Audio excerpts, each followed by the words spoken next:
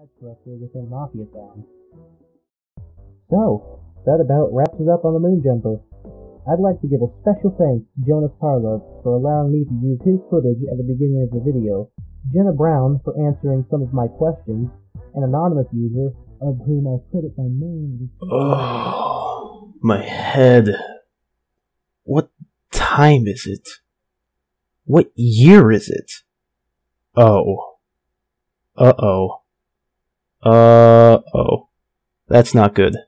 Before we start things off, I owe you guys both an apology and an explanation. Betafied Episode 1 and its accompanying videos boosted my channel more than anything else that I've put out. And then I left you guys in the dark for months. And of course, instead of being especially productive during that time, I spent it fiddling around with the Source engine making goofy models for VR chat, all the while using the excuse against myself that I had a time restraint for Betafied Episode 1 so I could get it out on Halloween, and I didn't have one for Episode 2. Obviously, by the title of the Moonjumper episode, I had plans on continuing with the series, so the fact that I took this long just to produce a second episode is just plain sad. I promise that I'm gonna try my hardest to keep a better uploading schedule from now on. Woo! Okay, now that that's out of the way, we can get on to business. So, for the second episode...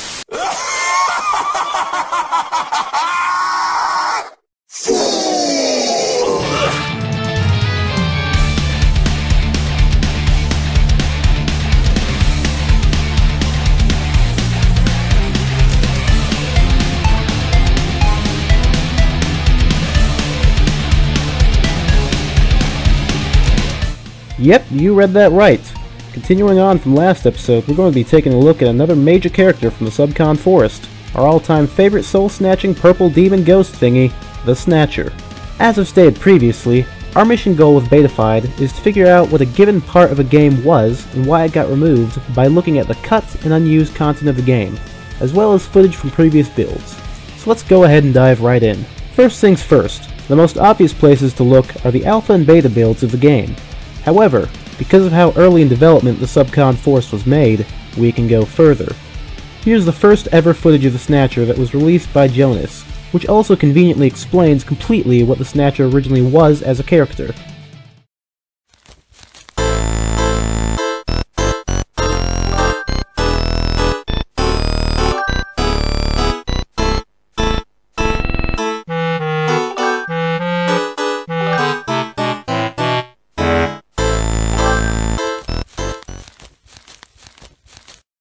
As you saw, the Snatcher originally introduced himself as more of a nuisance character than what his final game counterpart was, being a creature that would snatch things you misplaced or forgot about. You may also notice that the theme being played is one from Luigi's Mansion, meaning that this footage came before a theme was developed for him. The following footage is a slightly later version of the same scene, but both with an original theme and commentary by project lead Jonas Karlov. And here we have the Snatcher. This character is actually very much designed by Shane Frost. He did the initial concept art and I sort of said okay to that and went in and made it a full character. This guy snatches everything you have. As you can see, he's holding one of the time objects, so everything you've sort of accomplished in the first chapter he sort of grabbed that from you. So you have a real incentive to sort of get those time objects back. As you can see, his speech bubble is a bit of purple. A lot of characters in this world have that, and that means they're sort of living here by default. They're sort of born here, really. That becomes important later on for story reasons, but I won't spoil that for now. Let's move on.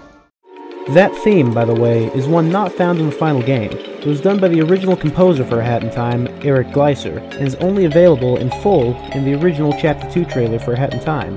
Let's give it a look, shall we?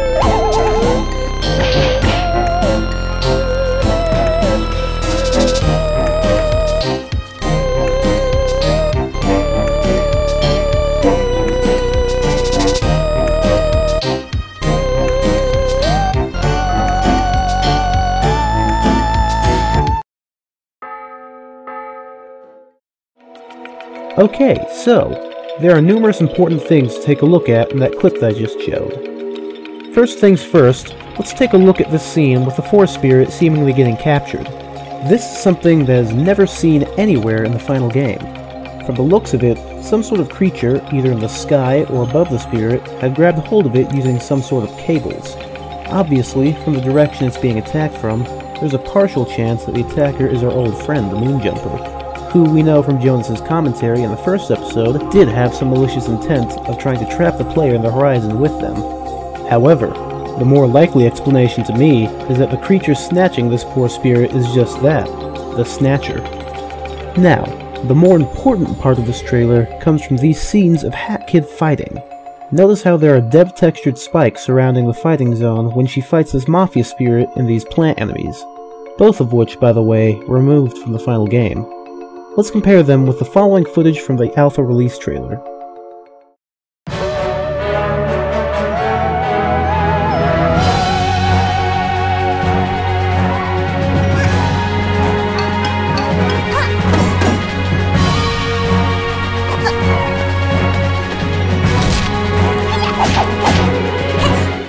Does that ring look familiar to you all? Because it should.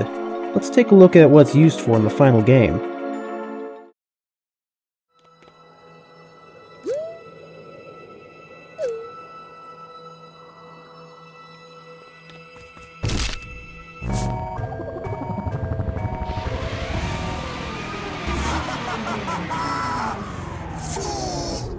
Oh wait, it's you.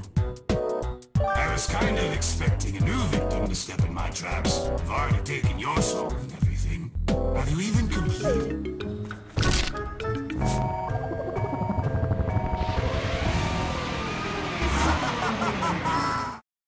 I'm not sure what the official name for these things are, so I'm going to refer to them as Snatcher traps from here on out. From the looks of it, the Snatcher's original role in the Subcon Forest as an antagonist would be to actively hinder the player by trapping them and forcing them to fight groups of enemies. An important thing to note about these Snatcher traps is that they're textured to look like purple vines, a seemingly reoccurring theme with the Snatcher, and something that I'll touch more on in a later episode. Now then, we see how the Snatcher was usually going to hinder the player in the original Subcon Forest. So let's go back to a familiar location that we've looked at in the past episode, Vanessa's Manor. To make things easier, I'm going to show you all an uncommented playthrough of the cut 3rd floor of the Manor, and then discuss the events that take place inside of it.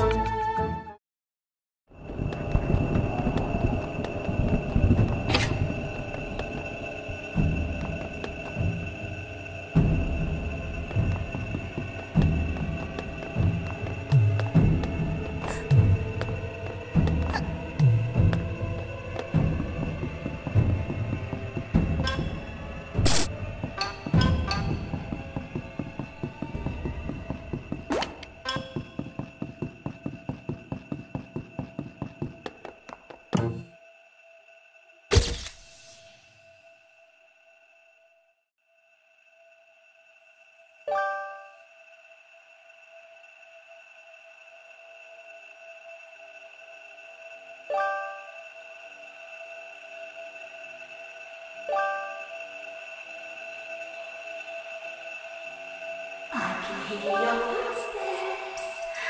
Why are you hiding?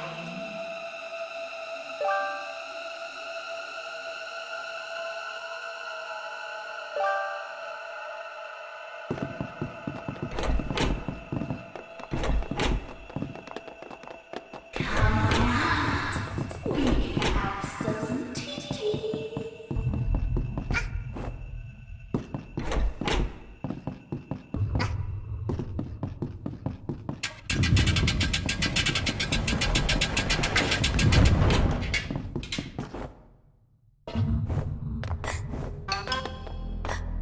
Just want to talk.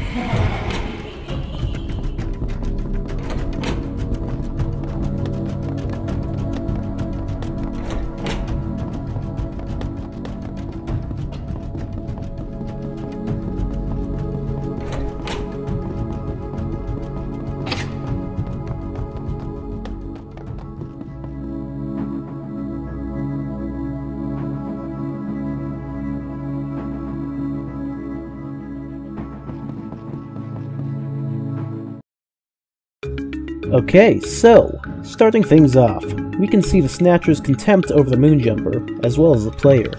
We also get a little peek into the original story of the Subcon Forest, which, again, we will cover in a later episode. More noticeably, we can see some differences in the character of the Snatcher in the beta of the game compared to the final version. In this build, the Snatcher is more of a thuggish annoyance bent on hindering the player as opposed to his final game counterpart, which sees himself as the ruler of the forest and expects any and all beings within it to follow his every command and obey his will. You'd never expect the Snatcher of the final game to involve himself in affairs like going into the manor and running from the player. He'd just sit in his tree and read his book.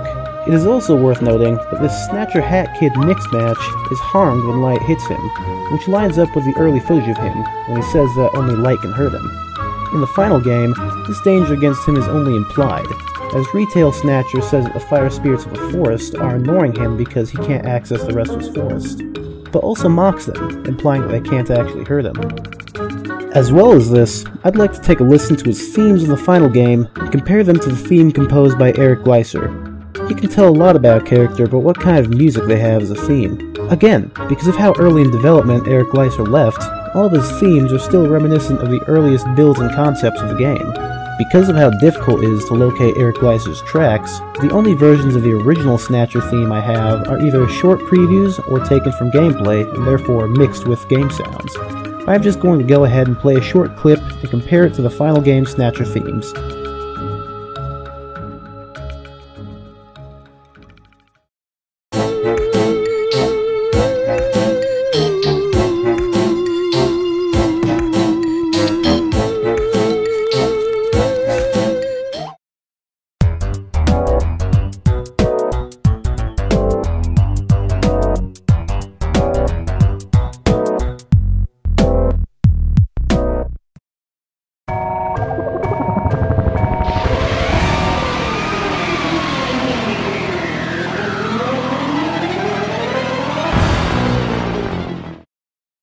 Comparing these themes, Eric Gleiser's track seems more reminiscent to that of a goofy, potentially minor villain, while Pascal's themes are much more fitting for that of, well, an all-powerful demonic entity that steals souls instead of random possessions.